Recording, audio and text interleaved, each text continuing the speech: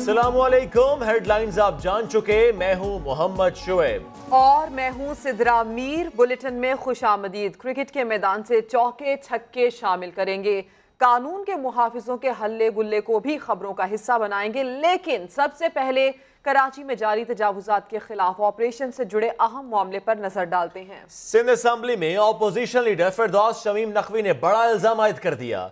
कराची में news conference की और कहा SBCA ने 3 दिन में 20 केस रेगुलराइज किए, करोड़ों रुपए जेबों में गए। SPC का हाल बिल्कुल पुलिस के महकमे जैसा हो गया है। आया है उसके बाद सिंध बिल्डिंग कंट्रोल अथॉरिटी पिछले 3 दिन से बड़ी एक्टिव है।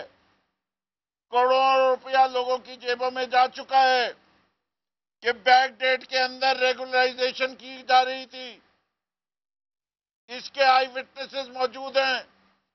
मेरी खबर में यह है कि इस वक्त 5 करोड़ से 8 करोड़ रुपया तक लिया है उन्हीं ने, और कम से कम 20 केस उन्हीं ने इन 2 दिन में रेगुलराइज किए हैं। कैसे हर अपॉर्चुनिटी ये लोग लेते हैं। इनका हाल वही पुलिस वाले का हाल हो गया है। पुलिस वाले क्या कर रहे हैं, मोटरसाइकिल वन वे तोड़ने के ऊपर 1 हफ्ते की सजा दी। अब वो 1 हफ्ते की सजा तो किसी को नहीं हुई, लेकिन वन वे वाले तोड़ते हैं और उनसे 8 से 10 हजार रुपए ले। इस पर रिएक्शन भी आया। वजीर बल्दियात सिंध सईद गनी ने फिरदौस शमीम नकवी से सबूत मांग लिए। समा से गुफ्तगू में कहा, सिर्फ हवा में बात करने से काम नहीं चलेगा। एंटी करप्शन जाएं या नैब को दरखास्त दें, SBCA में पैसे देने और लेने वालों के नाम बताएं। अगर पिछले जो इनके इल्म में है कि 10-15 कोई ऐसे हुए हैं जिसमें पैसे लिए गए हैं, तो मैं समझता हूँ कि फिरदौस शमीम नकवी अगर उन लोगों के नाम नहीं बताएंगे जो पैसे दिए हैं और जिन्होंने लिए हैं, तब भी वो अपनी जो उनकी जिम्मेदारी है उससे वो इनराफ करेंगे। उन्होंने अगर ये इल्ज़ाम लगाया है तो अब उनकी जिम्मेदारी बनती है कि वो मुझे बताएं या जो मुनासिब समझें, कोई और तरीके एंटी करप्शन को दरख्वास्त दें, नैब को दरख्वास्त दें। जिन लोगों ने ये करवाए हैं और जिन लोगों ने किए हैं पैसे लेकर, उनके नाम सामने लाने चाहिए। इस तरह सिर्फ हवा में बात कर देना कि जी 15-20 हुए और करोड़ों के लिए, ये काफ़ी नहीं है। और मैं समझता हूँ कि अब जो सारा जो बर्डन है वो फिरदौस शमीम नकवी के ऊपर है, तो उन तमाम चीज़ों की वजाहत करें और तफसीलात फराहम करें। और अमीर जमात इस्लामी कराची हाफिज नईमुर रहमान ने फिरदौस शमीम नकवी की बातों की तस्दीक कर दी। समा से गुफ्तगू में बोले, इस वक्त सबके रेट्स हाई हैं। पहले MQM खेलती थी, अब पीपल्स पार्टी खेल रही है। दोनों 25 साल से कराची को लूट रहे हैं। अदालत कब्जे कराने वालों को जेल क्यों नहीं भेजती। इस नौयत की सूरत हाल पैदा होती है ना, तो उसमें तो सारे और 2 नंबर है वो तो सब इसका फायदा उठाते हैं। इस वक्त तो रेट हाई हुए हैं, सबने नोटिस इशू करना शुरू कर दिए हैं। और खासतौर पर SBCA जो पहले KBCA था, पहले MQM के लोग खुलकर खेलते थे, अब पीपल्स पार्टी के लोग खुलकर खेलते हैं। दोनों की मजे लगे हुए हैं, 10-20-25 साल से लूट रहे हैं ये लोग। और अब मजीद जो है वो उन्होंने इस तरह की सारी चीजें की। मैं समझता हूँ कि इसका नोटिस भी लेना चाहिए। मैं तो अदालत से भी कहता हूँ कि जब ये कहते हैं कि चीजें हटाई जाए, तो ये तो बताओ ना कि जिन लोगों ने नाजायज जगहों पे कब्जा किया था उनको आपने सजा क्यों नहीं दी है। इन्हीं पार्टियों में लोग मौजूद हैं, इन्हीं सरकारी अफसरों में लोग मौजूद हैं जिन्होंने नाजायज तरीके से बहुत सारी चीजें कब्जा करवाई थी। पहले आप उनकी सजा का तो ऐलान करें, उनको अंदर तो करें। ये जब इस तरह से एब्रप्टली चीजों को शुरू किया जाता है तो खराबियां फैलती हैं और उसमें फायदा मुजरिम ही नहीं उठा लेते हैं। कराची के इलाके नॉर्थ नाजिमाबाद में सिर्फ 7.5 रुपए में फी गज जमीन मुंतकिली के मुबैना कागजात सामने आ गए। 2014 में न सिर्फ सिंध बिल्डिंग कंट्रोल अथॉरिटी ने गैर कानूनी तौर पर 3 मंजिला इमारत बनाने की इजाजत दी, बल्कि बिल्डिंग की तामीर के लिए सरकारी नंबर प्लेट वाली गाड़ी भी सरपरस्ती के लिए खड़ी कर दी। इसकी वीडियो वायरल हो गई। क्या हुआ आपको दिखाएंगे इस तफसीली रिपोर्ट में। कराची के महंगे तरीन इलाके नॉर्थ नाजिमाबाद में सिर्फ 7.5 रुपए फी गज जमीन। 2014 में होने वाली जमीन मुंतकली के मुबैना कागजात मंजर आम पर आ गए। सिंध बिल्डिंग कंट्रोल अथॉरिटी ने न सिर्फ गैर कानूनी तौर पर 3 मंजिला इमारत बनाने की सरपरस्ती में तामीर भी शुरू करवा दी गई। और मजे की बात यह है कि सरकारी नंबर प्लेट वाली इस गाड़ी का रिकॉर्ड ना सिंध पुलिस के पास है और ना ही महकमा एक्साइज के पास। बदमाशी की वीडियो बनाने पर माफिया ने शहरी से मोबाइल फोन भी छीन लिया। वीडियो सोशल मीडिया पर वायरल हो गई। ये लोग इलाका मकीन दरख्वास्तें दे रहे थे, लेकिन शिकायत पर कान धरने के बजाय SBCA ने डरा धमका कर शहरियों को ही खामोश करा दिया। अब इस गैर कानूनी इमारत में तीसरी मंजिल तकमील के करीब और चौथी मंजिल बनाने की तैयारियां मुकम्मल हैं। मुताल्लिका हुक्काम इस सारे मामले पर मौक़िफ़ देने को तैयार नहीं।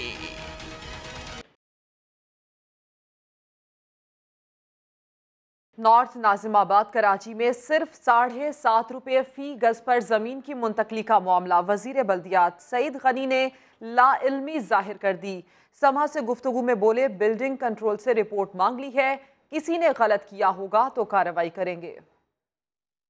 मुझे कल ये किसी ने तफसीलात कुछ इस तरह की भेजी थी और मैंने वो बिल्डिंग कंट्रोल को भेजी है कि मुझे इस पर रिपोर्ट दें, लेकिन चूंकि आज छुट्टी है तो कल तक इसकी तफसीलात मेरे पास आ सकेंगी और इसमें कोई गलत काम होगा तो मैं जरूर इस पर कार्रवाई करूँगा। कराची के इलाके नॉर्थ नाजिमाबाद ब्लॉक N में बिजली की तारें गिर गईं। इलाका मकीनों का कहना है कि शॉर्ट सर्किट के बायस घरों में बिजली के आलात जलने से लाखों का नुकसान हुआ। इस अहम खबर से मुतालिक बात करेंगे, शफकत अजीज हमें ज्वाइन कर रहे हैं। शफकत, अपडेट कीजिएगा इस अहम मसले से मुतालिक और नुकसान कितना हुआ? जी बिल्कुल शोएब, ये नॉर्थ नाजिमाबाद ब्लॉक N का इलाका है जहां 12 बजे करीब बिजली के तार अचानक गिर गए। बिजली के तार गिरने से दर्जनों घरों की जो है वो बिजली चली गई और इसी दौरान जो है वो दर्जनों जो बरकी आलात है घरों में, जैसे कि ट्यूबलाइट्स है, सेवर्स है, टीवी है, फ्रिज है, मोटर है, ये तमाम चीजें जो है वो जल गई हैं। वहाँ के मकीनों ने जब कंप्लेन की तो उसके बाद 4 बजे के बाद इलेक्ट्रिक काम को ख्याल आया और उसके बाद वो तारे रिपेयर करने की काफी देर हो चुकी थी। 6 बजे यानी कि अब से कुछ देर कबल ही जो है वो लाइट बहाल हुई है और इलाका मकीनों का कहना है कि उनके जब लाइट नहीं तो पता चला कि बहुत सारा सामान जो है वो मजीद जो है वो जल गया है। कि आए रोज जो है ऐसे वाक़या होते हैं, लेकिन अभी तक के इलेक्ट्रिक ने इस हवाले से कोई इकदाम नहीं किया, ना ही तारे चेंज किए, क्योंकि बहुत सी तारों की वजह से ऐसे वाक़यात पेश आते हैं। जी, ऐसे वाक़यात पेश आते हैं, नुकसान भी हुआ और इलाका मकीन परेशान हुए। आपने अपडेट किया, शुक्रिया शफकत। सानिहा साहिवाल के 6 मुल्जिमान को अदालत ने शनाख्त परेड के लिए जेल भेज दिया। पुलिस ने GIT की मदद के लिए इश्तिहार भी जारी कर दिया। सानिहा साहिवाल को 9 रोज गुजर गए। 6 मुल्जिमान को 7 दिन बाद ड्यूटी मजिस्ट्रेट की अदालत में पेश किया गया, जिसने मुल्जिमान को शनाख्त परेड के लिए जेल भेज दिया। पुलिस के मुताबिक केस इंसदादे दहशतगर्दी अदालत में चलना है। छुट्टी के बायस मुल्जिमान को ड्यूटी मजिस्ट्रेट के सामने पेश किया गया। दूसरी जानिब पंजाब पुलिस ने गवाहों की मदद हासिल करने के लिए इश्तिहार भी शाया करा दिया। इश्तिहार में लिखा है कि अगर किसी भी शख्स के पास कोई ठोस सबूत, चश्मदीद शहादत या वीडियो हो तो GIT के सामने 28 जनवरी को पेश होकर आगाह कर सकता है। गवाही या सबूत देने वाले का नाम मुकम्मल राज में रखा जाएगा। टिकटॉक की लत पुलिस एहलकारों को भी लग गई। कराची पुलिस के नौजवान एहलकारों ने सोशल मीडिया पर वीडियोस शेयर कर दी। समा ने निशानदेही की तो DIG एडमिन आसिम कायम खानी ने कह दिया कि इन पुलिस एहलकारों के खिलाफ कार्रवाई का आगाज हो गया है। साउद बिन मुर्तजा की रिपोर्ट देखिए। जरा इन्हें देखिए कैसे भरम हैं। ये कराची के नौजवान पुलिस एहलकार हैं। कोई सीनियर पुलिस अफसर के साथ है, कोई दरख्शा इन्वेस्टिगेशन पुलिस वाला, तो कोई SHO कोरंगी सनती के साथ। डायलॉग्स, एक्शन, क्या इनके पास कोई काम नहीं? फुटेजेस बनाकर टिकटॉक पर अपलोड कर दी। वीडियोस वायरल हुई। समा ने निशानदेही की तो DIG एडमिन आसिम कायम खानी ने नोटिस लिया और कहा कि इनके खिलाफ एक्शन होगा। बिल्कुल ये हमारी नॉलेज में आई है और इसके ऊपर हमने ऑलरेडी एक्शन ले लिया है और इसके ऊपर इंक्वायरी इनिशिएट कर दी गई है और जो लोग इसके अंदर रिस्पॉन्सिबल हैं उनके खिलाफ एक्शन लिया जाएगा। और कराची में एक तरफ लूटमार की वारदातें हैं। रुकने सिंध असेंबली नुसरत सहर अब्बासी कहती हैं एहलकारों को मालूम होना चाहिए कि उनका असल काम क्या है। पुलिस एहलकारों की ज़हनी तरबियत भी बहुत ज़रूरी है। मैं हैरान हूँ कि इसका नोटिस क्यों नहीं लिया गया इनके अरबाब इख्तियार ने कि ये लोग ऑफिशियली गाड़ियाँ भी यूज़ कर रहे हैं, ऑफिशियली इन्होंने वर्दी भी यूज़ की है। खुदारा पुलिस में रिफॉर्म्स लाएं। पुलिस में बहुत जरूरी है कि इनकी तरबियत सही तरीके से हो, इनकी जहनी जिस्मानी दोनों तरबियत बहुत जरूरी है। सनाउल्लाह अब्बासी जो यहाँ पे DIG रह चुके, उन्होंने तो सुप्रीम कोर्ट में वो लिस्ट दी है जिसमें तकरीबन 12,000 से ज्यादा क्रिमिनल पुलिस वाले भर्ती किए हुए। अब करते हैं ज़िमनी इंतखाब की बात। PS 94 लांढी कराची, यहाँ पर ज़िमनी इंतखाब हो रहा था और वोटों की गिनती इस वक्त जारी है। टर्न आउट कितना रहा, इस पर बात करेंगे। खुर्शीद आलम हमें ज्वाइन करें। जी खुर्शीद, बताइएगा। जहाँ बिल्कुल PS 94 का जो मार्का था वो अब आधा इख्तिताम पजीर हुआ है, यानी अब गिनती जारी है। गिनती के जो नताइज अब तक गैर सरकारी गैर हतमी मौसूल हो रहे हैं, उसमें मुत्तहदा कौमी मूवमेंट के उम्मीदवार को दीगर उम्मीदवारों पर काफ़ी बरतरी दिखाई देती है। लेकिन सबसे अहम बात यह है कि जो पोलिंग का ये मरहला था बहुत खुशउस्लूबी से और पुरअमन तरीके से अंजाम को पहुंचा है और किसी भी जगह से कोई नाखुशगवार वाक़या रिपोर्ट नहीं हुआ। पुलिस और कानून नाफिज करने वाले इदारों का गश्त जारी रहा और इस वक्त भी मुख्तलिफ पोलिंग स्टेशन में गिनती जारी है। लेकिन जो नताइज अब तक मौसूल हुए हैं उसके मुताबिक मुत्तहदा कौमी मूवमेंट के हाशिम रजा को बरतरी हासिल है दीगर उम्मीदवारों पर। जी खुर्शीद, आप तो हमें अपडेट कर रहे हैं, अली हफीज भी हमें ज्वाइन कर चुके हैं। अली, दिन भर आपने भी कवरेज की, आप किस पोलिंग स्टेशन पर मौजूद हैं, क्या देखा दिन भर और अभी क्या खबर है आपके पास?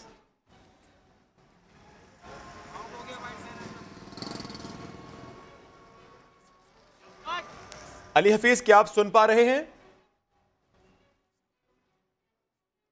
सूरत हाल ये है कि इब्तदाई गैर हतमी नताइज जो है वो MQM के हक में आना शुरू हुए हैं। जो हमने 10 से 12 जो रिजल्ट अभी आए हैं उसमें MQM लीड कर रही है। दूसरे नंबर पे जो है PTI आ रही है। उसके अलावा जो है अगर अब बात की जाए तीसरे नंबर पे PSP के जो है गिनती में नंबर आ रहे हैं। लेकिन इस वक्त जो है गैर हतमी गैर सरकारी नतीजे ये MQM का जो मरकज़ इलेक्शन सेल, वहाँ पर MQM के जो सपोर्टर हैं और कारकुनान हैं वो जमा होना शुरू हो गए हैं। जबकि अगर दिन भर की बात करें पुरअमन ये इलेक्शन रहा है। सिक्योरिटी इदारों ने काफ़ी जो है मेहनत की है, कोई भी नाखुशगवार वाक़या नहीं आया।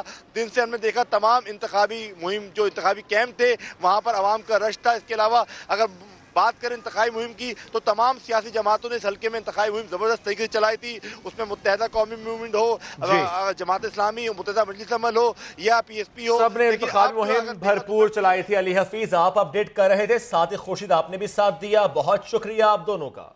और नस्ल परस्ताना जुमलों का इस्तेमाल महंगा पड़ गया। ICC ने पाकिस्तानी कप्तान सरफराज अहमद पर 4 मैचेस की पाबंदी लगा दी। डरबन में नस्ल परस्ताना लफ्ज क्यों इस्तेमाल किया? तेरी अम्मी आज कहाँ बैठी हुई है? क्या पढ़वा के आया तू? Difficult really to translate that. Sarfaraz ने मुआफी मांगी, फ्लिक वाइफ से हाथ मिलाया, मगर सजा से न बच सके। ICC ने पाकिस्तानी कप्तान पर 4 मैचेस की पाबंदी लगा दी। पाकिस्तानी टीम चौथे वनडे के लिए मैदान में उतरी तो क़यादत शोएब मलिक को मिली। डुप्लेसी भी सरफराज पर पाबंदी से वाकिफ थे। 31 साला विकेट कीपर बैट्समैन को 2 वनडे और 2 T20 मैचेस के लिए मुअत्तल किया गया है। खबरदार, दोबारा ऐसी गलती ना हो। सरफराज अहमद को ICC के तालीमी प्रोग्राम का हिस्सा भी बनना होगा। सिर्फ सजा काफी नहीं, सरफराज को तालीमी प्रोग्राम का हिस्सा भी बनना होगा। पाकिस्तानी कप्तान को बताया जाएगा कि नस्ली तासुब किस कदर हसास मामला है। ये तालीमी प्रोग्राम कब और कहां होगा? ICC और PCB राबते में रहेंगे। ICC chief executive David Richardson का कहना है कि ऐसे रवैये पर ICC जीरो टॉलरेंस पॉलिसी पर अमल पैरा है। सरफराज अहमद ने अपने एक्शन पर फौरी माफी मांगी और अफसोस का इजहार किया, इसीलिए उन पर कम से कम सजा का इतलाक हुआ। पाकिस्तान क्रिकेट बोर्ड ने ICC के फैसले पर सख्त मायूसी का इजहार किया है। सरफराज अहमद को फौरी वतन वापस बुला लिया गया। शोएब मलिक टीम के कप्तान होंगे। सरफराज अहमद को 4 मैचों के लिए मुअत्तल क्यों किया? पाकिस्तान क्रिकेट बोर्ड ICC के फैसले से नाखुश। जब माफी मांग ली तो सजा क्यों दी? पीसीबी ने सख्त मायूसी का इजहार करते हुए कहा कि सरफराज की माफी जुनूबी अफ्रीकी बोर्ड और क्रिकेटर ने कबूल कर ली थी। मामला बाहमी तौर पर हल कर लिया गया था। पीसीबी मामला आईसीसी में उठाएगा। दौरे जुनूबी अफ्रीका के बाकी मैचेस में टीम की क़यादत शोएब मलिक करेंगे। सरफराज अहमद को वतन वापस बुला लिया गया है। तो अब रुख करते हैं सियासी मैदान का। वजीर आज़म इमरान खान का ये कहना है कि मुल्क में सिर्फ नाम की जमहूरियत थी, लोग डिक्टेटर की मदद से हुक्मरान बनते थे। उन्होंने कहा जुल्फ़िकार अली भुट्टो और नवाज शरीफ को डिक्टेटर्स ने इक़्तिदार तक पहुंचाया। दूसरी तरफ बाप बेटा हाथ में कागज थामे फिर रहे हैं कि उन्हें पार्टी विरासत में मिली है। हमारे मुल्क में कहते तो हम जमहूरियत है, लेकिन क्यों हमारा मुल्क पीछे रह गया? जमहूरियत में जुल्फ़िकार अली भुट्टो को अयूब खान ने, एक मिलिट्री डिक्टेटर ने उनको वजीर बना दिया। वो फिर भी उन्होंने स्ट्रगल की। बाद में नवाज शरीफ को एक मिलिट्री डिक्टेटर ने पकड़ के पहले वजीर आला बनाया, फिर प्राइम मिनिस्टर बना दिया। स्ट्रगल नहीं की। शहबाज शरीफ ने बड़ी तंज किया। पंजाब के चीफ मिनिस्टर मेरे सामने उस्मान मुजदार बैठे, कहते जी बड़ी बड़ी अजीब सी घटिया सी जबान इस्तेमाल की। मैं उनसे पूछ रहा शहबाज शरीफ आपका क्या, आप तो भाई की वजह से बाय डिफॉल्ट बन गए हैं सब कुछ, आपकी क्या स्ट्रगल है? इनके बच्चे सारे तैयार हो गए हैं, वो बाप बेटा कागज पकड़ के फिर रहे हैं कि जी हमें विरासत में मिल गई है पॉलिटिकल पार्टी। ये जमहूरियत नहीं है। पीपल्स पार्टी के रहनुमा खुर्शीद शाह कहते हैं शहबाज शरीफ के प्रोडक्शन ऑर्डर कैंसिल हुए तो कौमी असम्बली की कार्रवाई नहीं चल सकेगी, वज़रा भी पार्लियामेंट नहीं आ सकेंगे। कायदे हिज़्बी इख्तिलाफ के बगैर पार्लियामेंट कैसे चल सकती है? जब लीडर ही मैच्योर नहीं तो उनके वज़रा कैसे हो सकते हैं? उसने ये नहीं कहा था, ये यूं करने दिया, उसने कहा था मैं 50 लाख घर गिराऊंगा, बनाऊंगा नहीं। कराची में या दूसरे शहरों में इस किस्म के घर गिराए जा रहे हैं, शादी हाल गिराए जा रहे हैं। अगर वो सरकारी जमीनों पे कब्जे है, जब बनी गाला को रेगुलराइज किया जा सकता है तो इन चीजों को क्यों नहीं रेगुलराइज किया जाता? अपोजिशन लीडर, अपोजिशन के सिवा पार्लियामेंट कैसे चलेगी? तो मतलब पार्लियामेंट चला नहीं चाहते। एक तरफ कहते हैं पंजाब का वजीर आला इलेक्टेड है, ये बातें नहीं करनी चाहिए। सिंध के वजीर आला जिसे इस्तीफा मांग रहे हैं वो इलेक्टेड नहीं, कंटेनर से बाहर ही नहीं आया कि वो समझ ले कि अब हुकूमत की जिम्मेदारियां क्या है, लोगों के मसाइल क्या है, मेरी जिम्मेदारी क्योंकि मैच्योरिटी को यही दिखा रही कि जिम्मेदारी जब लीडर की सोच, लीडर की सियासत इमेच्योर होगी तो नेचुरली उनके वज़रा भी, उनके कलीग भी। वजीर आला सिंध कहते हैं पीटीआई की हुकूमत में उन्हें पाकिस्तान डूबता हुआ नजर आ रहा है, कोई भी तबका इस हुकूमत से खुश नहीं। इनके होते हुए पाकिस्तान मुझे डूबता हुआ नजर आ रहा है और मैं भी उस पर कायम हूँ जो इनके तरीक़ेकार हैं। कोई भी तबके से ताल्लुक़ रखने वाला शख्स इनकी पॉलिसीज से, जो इनकी 4-5 महीने की हुकूमत हुई है, उससे खुश नहीं है। आइन की समझ अभी पीटीआई की हुकूमत को आई नहीं है। मेरा ख्याल है आ जाएगी। बहुत पहली बार हुकूमत के करीब भी आए कि हुकूमत और सूबाई हुकूमत अपने आइनी जो इख्तियारात हैं उन पर अगर कायम रहेगी तो कोई टकराव की बात नहीं होगी। अमीर जमात इस्लामी सेनेटर सिराजुल हक कहते हैं हुकूमत बताए कि मदीने जैसी फलाही रियासत बनाने के लिए इन 6 माह में क्या किया है। हुकूमत एक भी वादा पूरा करने में नाकाम रही है। अब तक जनूबी पंजाब सूबा अवाम के लिए एक ख्वाब है। तब्दीली के नाम पर रुपए की कदर कम कर दी गई है। मौजूदा हुकूमत ने भी बड़े बड़े ऐलानात किए थे, अवाम के साथ वादा किया था। गुज़श्ता 6 महीनों में कोई वादा पूरा नहीं हुआ और आज भी जनूबी पंजाब का अलहदा सूबा अवाम का एक ख्वाब है। अब तक तो ये भी मालूम नहीं है कि वो कहाँ घर बनाएंगे। इसको आप तब्दीली कह सकते हैं कि रुपया की कदर में बेइंतहा कमी हुई। क्या हुकूमत बता सकती है कि 6 महीनों में उन्होंने कौन सा कदम मदीना जैसी इस्लामी रियासत की तरफ उठाया है? विफाकी वजीर इत्तलात फवाद चौधरी कहते हैं पाकिस्तान एशिया का तिजारती मरकज बनने जा रहा है। अफगानिस्तान में अमन बहुत बड़ी कामयाबी है। वो दुबई में मीडिया से बात कर रहे थे। हकीकत यह है कि हमने मिडिल ईस्ट को एक पुरअमन खत्ता बनाने के लिए, अफगानिस्तान को स्टेबल करने के लिए और अपने रीजन साउथ एशिया को जो है उसको हमने रीजन को मजबूत करने के लिए इकदाम किए। लिहाजा हमारी जो पॉलिसी है वो अमन की पॉलिसी है। हम समझते हैं कि ये पॉलिसी का पाकिस्तान के लोगों को फायदा होगा। प्राइम मिनिस्टर साहब का जो विजन है वो ये है कि देखिए, अगर हम अफगानिस्तान को स्टेबल कर लेते हैं तो फिर हमें फायदा ही होगा कि हम चीन और भारत जो दुनिया की दो बड़ी मार्केट्स है, इकोनॉमीज है, हम उनके दरमियान में प्लेस होंगे। और अफगानिस्तान की स्टेबिलिटी का मतलब ये होगा कि तमाम जो पाकिस्तान का जो रिलेशनशिप है चाइना का, अफगानिस्तान का और इंडिया का जो बनना है, एक ट्राइका बनना है आगे जो सेंट्रल एशियन स्टेट्स हैं उनके साथ, वो फिर पाकिस्तान के जरिए बनेगा। अफगानिस्तान से खबर शामिल करेंगे, जहां मजार शरीफ में पाकिस्तानी काउंसिल पर खातून ने दस्ती बम से हमले की कोशिश की है। इस हवाले से मजीद बता रहे हैं ब्यूरो चीफ इस्लामाबाद खालिद अजीम साहब। जी खालिद साहब। देखिए, ये एक अफसोसनाक वाक़या एक ऐसे मौके पे पेश आ रहा है जबकि पाकिस्तान की कोशिशों से अफगानिस्तान में अमन आगे बढ़ रहा है।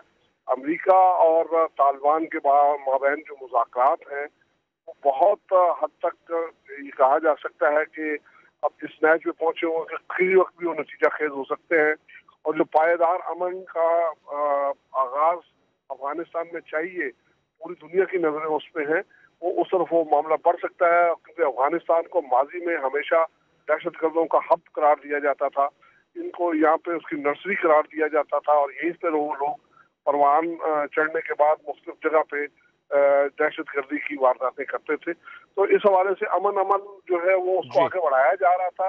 इस मौके पे यकीनी तौर पे ऐसे अनासिर जिनको के अफगानिस्तान में अमन जो है वो एक आंख नहीं बाता, और खासतौर पे इस सूरत में जबकि वो पाकिस्तान की कोशिशें उसमें शामिल हो और पाकिस्तान और अफगानिस्तान के ताल्लुक बेहतर हो रहे हों, तो वो उनकी नजर पे खटकता है, इसीलिए ऐसी कार्रवाइयां भी होती हैं। खालिद साहब साथ अब मौजूद थे, बहुत शुक्रिया।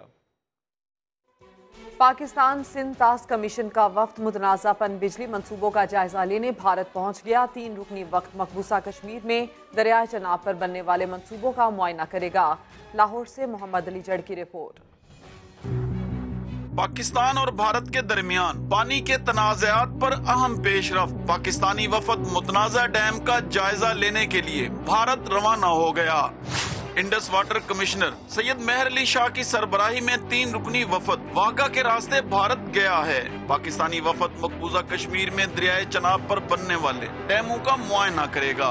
डोडा और किश्तवाड़ के इलाकों में जो हाइड्रो पावर प्रोजेक्ट्स हैं, जो उनके ऑपरेशनल प्रोजेक्ट्स हैं, जो उनके अंडर कंस्ट्रक्शन है या उनके प्लान प्रोजेक्ट्स हैं, वो जिस हद तक हमें वहाँ पे वो अपॉर्चुनिटी मिलेगी उन सारों को हम इंस्पेक्ट करेंगे। भारत की जानिब से बगलेहार डैम की तामीर में सिंध टास्क मुआहदे की खिलाफ वर्जी पर पाकिस्तान का मौक़िफ़ आलमी सतह पर भी तस्लीम किया जा चुका है। हिंदुस्तान ने अपने कंस्ट्रक्टेड प्रोजेक्ट के अंदर तब्दीलियां की और फिर हमारा जो डेलीगेशन था वो गया, उन्होंने जाके उसको विटनेस किया। तो एक प्रोसीजर है इंडस वाटर ट्रीटी का, जिसका इम्प्लीमेंट होना ही दोनों पार्टीज के जो है वो फायदे में है। मुतनाज़े मंसूबों पर बातचीत के लिए भारतीय वफद गुज़श्ता बरस पाकिस्तान आया था, जिसमें उन्हें तहरीरी तौर पर तहफ़्फ़ुज़ात से आगाह किया गया था। बर्फबारी से सियाहती मकाम लुवारी टनल का हुस्न तो दुबाला हो गया, लेकिन मुसाफिरों और ट्रांसपोर्टर्स की मुश्किलात कम न हो सकी। अपर कोहिस्तान में फंसे 4 मजदूरों को पाक फौज ने रेस्क्यू कर लिया। जुनूबी एशिया की तवील तरीन सुरंग बर्फबारी के बाद बहाल न हो सकी।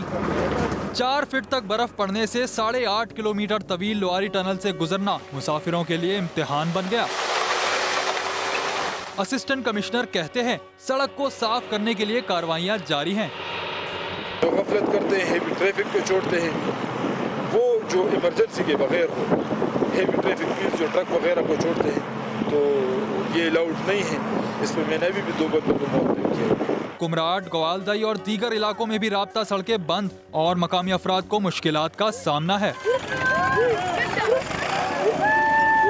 अपर कोहिस्तान की सपट वैली में बर्फबारी के बाइस 7 मजदूर फंस गए। पाक फौज की मदद से 4 अफराद को रेस्क्यू कर लिया गया, 3 की तलाश जारी है। आजाद कश्मीर में बादल छट गए। वादी नीलम में सड़कों से बर्फ साफ होने से मामूलात जिंदगी मामूल पर आ गए। मलिका कोहसार पर सफेदी छाई तो सयाहों का रश भी बढ़ गया। सर्द मौसम में स्नो हाइकिंग ने लोगों का मजा दुबाला कर दिया। फराह रब्बानी की रिपोर्ट। नीली छत, सफेद फर्श और दिलकश फिजाएं, बर्फ ने मरी का हुस्न निखार दिया। साथ ही फिसलन से चलना भी मुहाल हो गया। मगर एडवेंचर के शौकीन अफराद ने यहाँ भी दौड़े लगाई। बर्फपोश पहाड़ी पर सजा स्नो हाइक का मेला, जिसमें बड़ों के साथ बच्चों ने भी हिस्सा लिया। जो दौड़कर पहले चोटी सर कर गया वही फातेह करार। ये था खेल का अहवाल। मुकाबला मुश्किल जरूर मगर दिलचस्प भी खूब था। जो जीता इनाम का हकदार ठहरा। सयाह कहते हैं मजा आ गया। जगह बहुत अच्छी थी और फर्स्ट टाइम ऐसे फ्रेंड्स के साथ हाइकिंग करके बहुत एंजॉय किया। पहली बार स्नोफॉलिंग हो रही है और एडवेंचर वाली प्लेस है। आसमान से मोतियों की बारिश हुई तो सयाहों के चेहरे खिल उठे। मरी के रिहायशी कहते हैं हमारा तो बचपन इन्हीं नज़ारों के साथ गुजरा। अब सयाहों को देखकर खुशी होती है। पूरी दुनिया से लोग आते हैं एंजॉयमेंट के लिए। ये हमारे लिए जन्नत से कम नहीं है। दिलफरेब वादी में आने वालों ने यहाँ की हसीन यादों को तस्वीर में कैद भी कर लिया। स्नो हाइकिंग इन सयाहों के लिए तो खेलो तफरी है, लेकिन यहाँ के मकामी अफराद के लिए ये रोज की बात है। कैमरामैन स्टार सलीम के साथ फराह रब्बानी, समा, मरी। लाहौर के शाही किले में खुदाई के दौरान अकबर के दौर का हमाम दरियाफ्त किया गया है। इस पर रिपोर्ट तैयार की है तरहब असगर ने, आपको दिखाएंगे।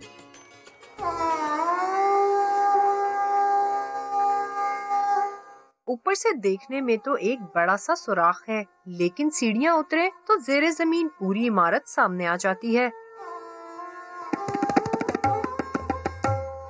मेहराबे और गुंबद मुगलिया तर्ज तामीर के अकास हैं। इमारत में 3 अलग अलग कमरे हैं, जिनमें स्टीम बाथ के लिए चिमनियां भी बनाई गई थीं। शाही हमाम में एक फवारा भी था, जिसके अब सिर्फ आसार ही देखे जा सकते हैं।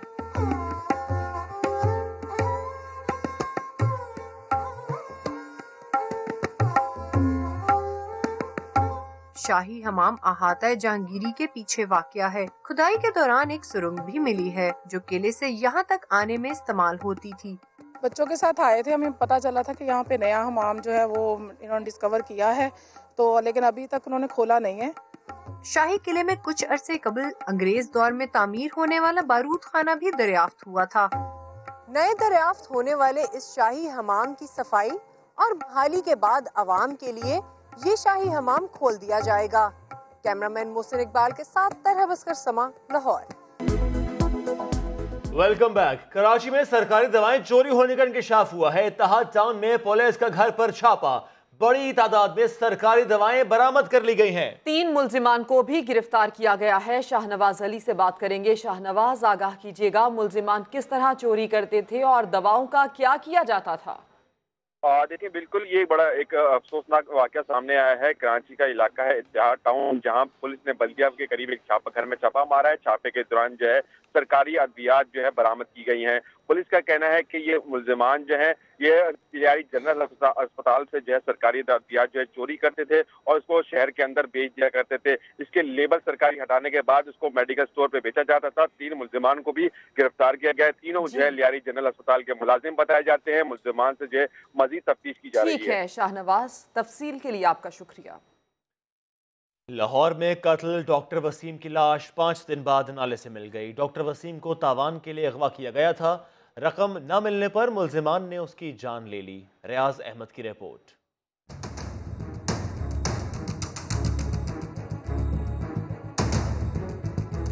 डॉक्टर वसीम को 22 जनवरी को अगवा किया गया।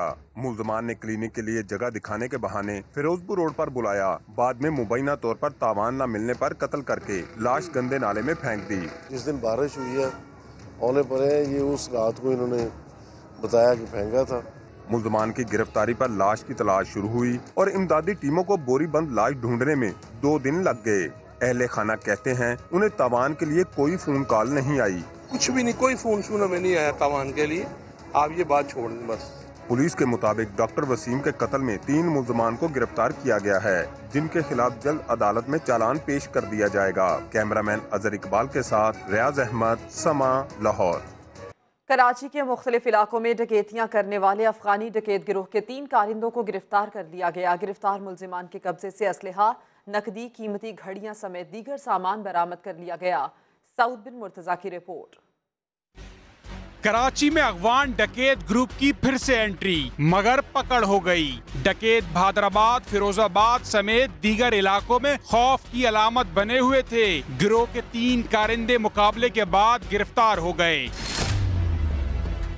15 से 20 जो वारदातें हैं वो Firozabad, Bahadrabad, new town, PCHS और सदर के एरिया में की हुई हैं, और जिसमें अभी हमें ये आप देख सकते हैं कि तकरीबन 5 लाख रुपए की कैश की रिकवरी है। SSP ईस्ट ने प्रेस कॉन्फ्रेंस में मजीद बताया कि डकैत गिरोह बलोचिस्तान और अफगानिस्तान की सिमें राब्ते के लिए इस्तेमाल करते थे। वारदात के बाद अफगानिस्तान फरार हो जाते थे। तमाम मनसूबाबंदी उनके अपने एक नेटवर्क पे बनाई जाती है और वो उस नंबर से किसी और पार्टी को कॉल नहीं करते। SSP ईस्ट ने बताया कि पहली बार जिला ईस्ट में 3000 से जायद सिक्योरिटी गार्ड्स का डाटा मरतब किया गया है, जबकि जिला ईस्ट में कायम 53 गेस्ट हाउसेस को होटल आइस सिस्टम से मुंसलिक कर दिया गया है। होटल आइस सॉफ्टवेयर से आने वाले मेहमानों का मुकम्मल डाटा पुलिस को शेयर हो जाता है। कैमरामैन आसिफ इकबाल के साथ सऊद बिन मुर्तजा, समा, कराची। पेशावर की मुअम्मर खातून के ऑपरेशन के दौरान डॉक्टर की गफलत के बाइस कैंची पेट में रह गई थी। 7 साल बाद इंकशाफ हुआ। पेशावर में मसीहा तकलीफ का सबब बन गया। डॉक्टरों की गफलत से 62 साल खातून 7 साल अपने पेट में कैंची का दर्द सहती रही और डॉक्टर दवाओं पर टरखाते रहे। कैंची का इंकशाफ हुआ एक्सरे कराने के बाद। डॉक्टर भी इतनी गफलत से काम ले रहे हैं, उसका पता 7 साल बाद हमें चलता है, क्योंकि किया तो उन्होंने, गलती उन्होंने की है, लेकिन उसका खमियाजा हमें भुगतना पड़ रहा है। तकलीफ में तो हम पड़ गए। खैबर टीचिंग अस्पताल के डॉक्टरों का कारनामा सामने आया तो सूबाई हुकूमत भी जाग गई। उनको तो चाहिए था कि सिंस 2012 इस इशू को सही तरीके से टैकल किया जाता, लेकिन अभी चूँकि आज वीकेंड भी था और मिनिस्टर साहब के नोटिस में आज ही आए, तो होपफुली कल फर्स्ट वर्किंग डे, तो अकॉर्डिंगली रिकमेंडेशंस वो मिनिस्टर साहब के सामने आ जाएंगे। मुतासरा खानदान ने वज़ीर आला से इंसाफ की दुहाई दी। कैमरामैन मोहम्मद हयात के साथ साद बिन अवैस, समा, पेशावर। कराची के इलाके सुरजानी टाउन सेक्टर 4B में सीवरेज के नाकिस निज़ाम से सैलाब आ गया। शहरियों का घर से निकलना मुश्किल बन गया। लारेब शेख रिपोर्ट करेंगी। ना तो कोई दरिया, ना ही कोई झील। ये है सुरजानी का इलाका सेक्टर 4B, जहां मौजूद है सीवरेज के पानी का समंदर। दूर दूर तक फैला सीवरेज का पानी, बच्चों को स्कूल जाने में मुश्किल, नमाजियों को मस्जिद तक पहुंचने में परेशानी। यहां से गुजरना यानी गंदे पानी के तालाब को उबूर करना। गंदे बदबूदार पानी से इलाका मकीन बीमारियों में मुब्तला हो रहे हैं। सोने पर सुहागा ये कि गैस की लाइन भी लीक कर गई। खतरात के बादल मंडला रहे हैं। कल मेरी खुद वालदा को मैं लेके आ रहा था, गाड़ियों मेरी गाड़ी फंस गई थी वहाँ पे। तो ये कल्टी होने से बच्ची गटर के अंदर गिर गई। बड़ी मुश्किल से वालदा को निकाला बाहर। परेशानी का हल ही नहीं निकल रहा, बहुत अब तो यहाँ रहकर पछता रहा। इलाका मकीन दुहाइयाँ देते ना थके, मगर कोई सुनवाई न हुई। हर जगह कंप्लेन करी है, कोई सुनवाई नहीं है। Water board, MD, sewerage, Wasid साहब, चेयरमैन, मुतसब आला, वजीर आला को सबको दरखास्तें दी। लाख खड़े कर दिए, उस पे से निकलते निकलते भी बच्चे गिर पड़ते हैं नीचे पानी के अंदर। गटर का पानी है निहायत ही गंदा। पानी साफ हुआ और ना ही गैस की लीकेज का मसला हल हुआ। वाटर एंड सीवरेज बोर्ड और SSG की कारकर्दगी का पोल खुल गया है। कहीं बच्चे तालीम के हुसूल से मुतासिर, तो कहीं बेशुमार बीमारियों से। ऐसे कई मसाइल से दो चार सुरजानी वालों की फरियाद सुनने वाला कोई नहीं। कैमरामैन फैसल आगाही के साथ लारेब शेख, समा, कराची। शामिल करेंगे हेडलाइंस, लेकिन वक्फे के बाद। आप देखते रहिए समा।